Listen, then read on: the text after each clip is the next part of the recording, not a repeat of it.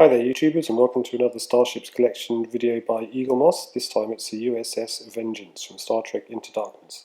And as you can tell from the frankly ridiculously sized box, this is a big old girl. So let's crack the lid and see what's inside.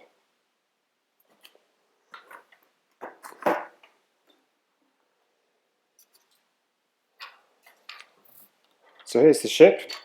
She is really impressive, barely fitting in the frame here. You can tell that the saucer section must have a metal core, a die-cast core, because it feels quite plasticky yet very heavy. The engines and the secondary hull and pylons are all plastic. But never mind that. Just look at it. It's really different design. You can tell it's much more of a warship than any other Star Trek ship we've seen, apart from the Defiant, possibly.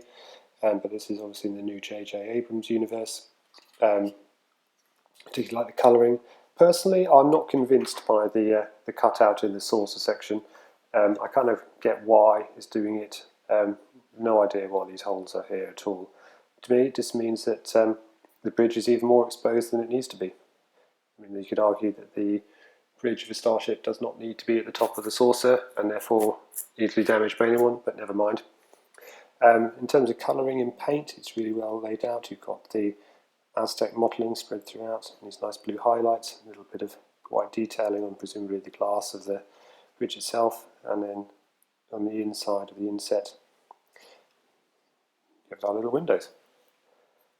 The nacelles again are much more shielded, I suppose, than they would be on a normal starship. You can hopefully see the nice light blue insets here. The bussile collectors are in there, but they're more shielded than they normally would be. And then from a front-on point of view, you can see here these are sort of these enormous phaser domes, I think they're called, so multi-angle, multi-firing, and then we have the navigational deflector, which when in the film you see it, it sort of comes out and warps the walls and cover up over the front of the saucer, front of the deflector, and making it much more protected. And underneath we can see even more of the Aztecing. Yeah, it's really impressive. Nice side view. That's where Kirk and Khan break in, and all of the missiles get blown. The photons, photon torpedoes even get blown up at the end of the film. Our two impulse engines right at the back here. So yeah, all in all, a very impressive ship. Let's get her on the stand just so you can have a look in all her glory.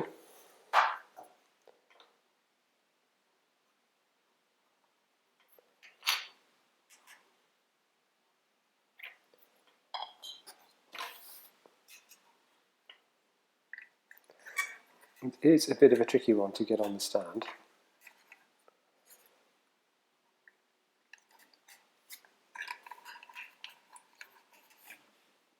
There we go. And it's also extraordinarily top heavy. All of the weight is basically here, so you can tell just how much it moves when I touch it. But yeah, very impressive kit. Really happy I bought it. This is another, there you go, see how stable it is. This is another collector's edition. So you normally get this if you're a subscriber, but I bought this on eBay as I'm not convinced by the subscriber fees, and I've heard lots of bad things about it.